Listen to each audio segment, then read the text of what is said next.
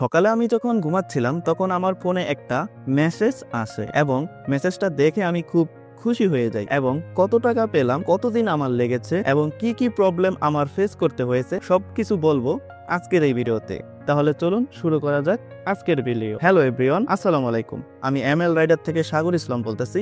আশা করি সবাই ভালো আছেন, সুস্থ আছেন। আমিও আলহামদুলিল্লাহ অনেক বেশি ভালো আছি। আমি যখন বরাবরের মতোই সকালে ঘুমাচ্ছিলাম, হঠাৎ একটা আমার ফোনে মেসেজ আসে। পরে দেখি আমাকে পেমেন্ট করা হয়েছে, যেটা রেমিটেন্স আকারে আমার অ্যাকাউন্টে ঢুকেছে এবং আমি খুব খুশি হয়ে ফ্রেশ হতে চলে গেলাম এবং ফ্রেশ হয়ে তাড়াতাড়ি বাইক বের করে আমার বন্ধু সৈকতকে নিয়ে চলে গেলাম টাকা উঠানোর জন্য। আপনারা জানেন আমার বর্তমান অবস্থা খুবই খারাপ। আমি খুব খারাপ অবস্থায় দিন পার করছি, কারণ আমার বাসায় চুরি হওয়ার পর থেকে আমার অবস্থা আসলেই খুবই করুণ। আমার শখের ক্যামেরাটাও চুরি হয়ে যায়, যেটা দিয়ে আমি ভিডিও বানাতাম। তো আজকে 1 মাস যাবত আমি ভিডিও কোনো দিতে পারছি না এবং এই ক্যামেরাটা কেনার জন্য আমার যে কত কষ্ট করা লাগছে সেটা আমার বন্ধুরা ভালো করে জানে। তো এই সময় আল্লাহর রহমতে পেমেন্টটা পেয়ে গেলাম, যেটা আমার জন্য খুবই ভালো। তো চলে গেলাম ডাচ বাংলা ব্যাংকে, কারণ আমি গুগল অ্যাডসেন্সে ডাচ বাংলা ব্যাংকের অ্যাকাউন্টেই আমি অ্যাড করেছিলাম। যখন আমরা বুথের উদ্দেশ্যে রওনা দিয়েছিলাম তখন ওয়েদার ভালোই ছিল মোটামুটি, কিন্তু একটু যাওয়ার পরেই শুরু হয় বৃষ্টি।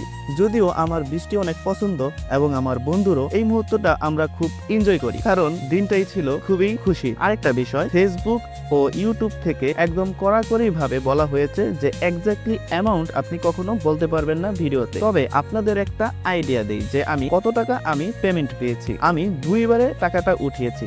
এখন আপনারা একটা আইডিয়া পেয়েছেন যে আমি কত টাকা আসলে পেমেন্ট পেয়েছি। দেন আমরা চলে যাই সকালের ব্রেকফাস্টটা করার জন্য এবং এই জায়গার নেহেরিটা ভাই বেশি একটা ভালো না, তবে স্যুপটা মোটামুটি খাওয়ার যোগ্য। আপনাদের মজার খাবারের সন্ধান দিব ক্যামেরা কেনার পরে এবং এই টাকা দিয়ে আমার ক্যামেরা কিনা লাগবে এবং মাইক্রোফোন ইত্যাদি আরো অনেক কিছু কিনা লাগবে এবং সেকেন্ড পেমেন্ট দিয়ে আমি একটা ফোন কিনবো, কারণ আমার বর্তমান ফোন তেমন ভালো না, যেটা ছিল সেটা চুরি হয়ে গেছে। এখন আপনাদের কিছু কথা বলবো যেটা আপনাদের ভবিষ্যতে বা এখন কাজে লাগতে পারে। তার আগে একটা কথা মাথায় সেট করে নেন, এই দুনিয়াতে কোনো কাজ ছোট নয়। হালাল ইনকামের টাকা কম হতে পারে, কিন্তু এতে রয়েছে অসম্ভব শান্তি, যা আমি এখন একটু হলেও বুঝতে পারছি। আমি এক বন্ধুকে বলি, বন্ধু আমার জন্য একটা চাকরি ম্যানেজ করে দে। তখন বন্ধু বলল, তুই এই রকম কাজ করতে পারোস, তাহলে তোর কন্টেন্টও হবে, টাকাও আসবে।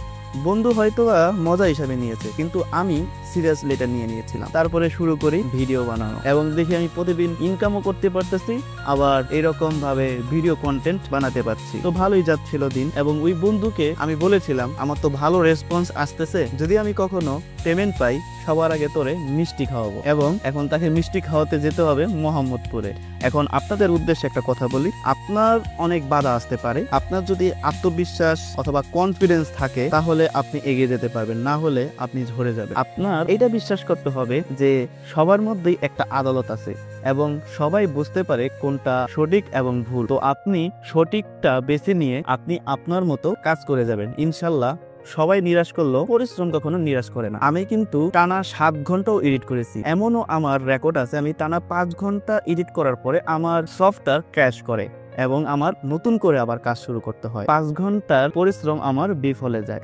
আরেকটা কথা, সেটা হচ্ছে যখন বুঝবেন আপনার সমালোচনা হচ্ছে তখনই বুঝবেন আপনি কিন্তু এগোচ্ছেন। আমার সাপোর্ট দেওয়ার মতো মানুষ খুবই কমই ছিল, কারণ আমি কাউকে বলি নাই, আত্মীয় স্বজনের মধ্যে আমি ছড়ায় বেড়াইনি, আমি আমার মতো বানাচ্ছিলাম। কিন্তু কিভাবে যেন আমার মায়ের নিউজ পড়ে চলে যায় ভিডিও। তো আমার মা ভিডিও দেখে চিনে ফেলেছে, ফোন দিয়ে বলে ভালো ভিডিও কিন্তু রিস্ক, অনেক কথাই বলেছে, কিন্তু মাকে আমি বুঝিয়ে বলার পরে মা বুঝতে পেরেছে। তারপরে মা ভিডিও দেখে ফোন দিয়ে বলে আমি ভিডিও দেখেছি কিন্তু একটু সাবধানে। তো সাপোর্ট পেলে আমার মার সাপোর্টই পেয়েছি। এছাড়াও অনেকে অনেক কথাই বলেছে, ওইগুলা না বলি। তো এইরকম ছোটখাটো এবং কি বড় বাধাও আপনার আসবে। কি রকম বাধা আসবে সেটা আপনি পরে বুঝতে পারবেন। এক একজনের বাধা এক এক রকম আসতে পারে। আপনি আত্মবিশ্বাসের সাথে কাজ করে যাবেন। আমি আবারও বলতেছি, যদি আপনার এটা উদ্দেশ্য বা অথবা এটা আপনার পছন্দ হয়ে থাকে। আমি কিন্তু মূলত শখের বিষয় এই ভিডিও বানাচ্ছি, আমি কিন্তু এটা কোনো আমার কেরিয়ার হিসাবে নিচ্ছি না। এটা জাস্ট আমার পার্ট টাইম হিসাবে আমার ভালো লাগে, এই জন্য আমি ভিডিও কন্টেন্ট বানাচ্ছি। প্রথম যখন আপনি ভিডিও বানাবেন তখন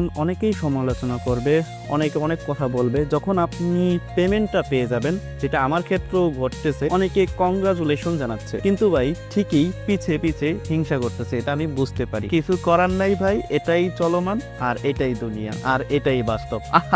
আই লাভ ইউ। তো আজকের ভিডিও এই পর্যন্তই। আশা করি সবাই ভালো থাকবেন, সুস্থ থাকবেন। দেখা হবে আবার নতুন একটা ভিডিওতে। আল্লাহ হাফেজ।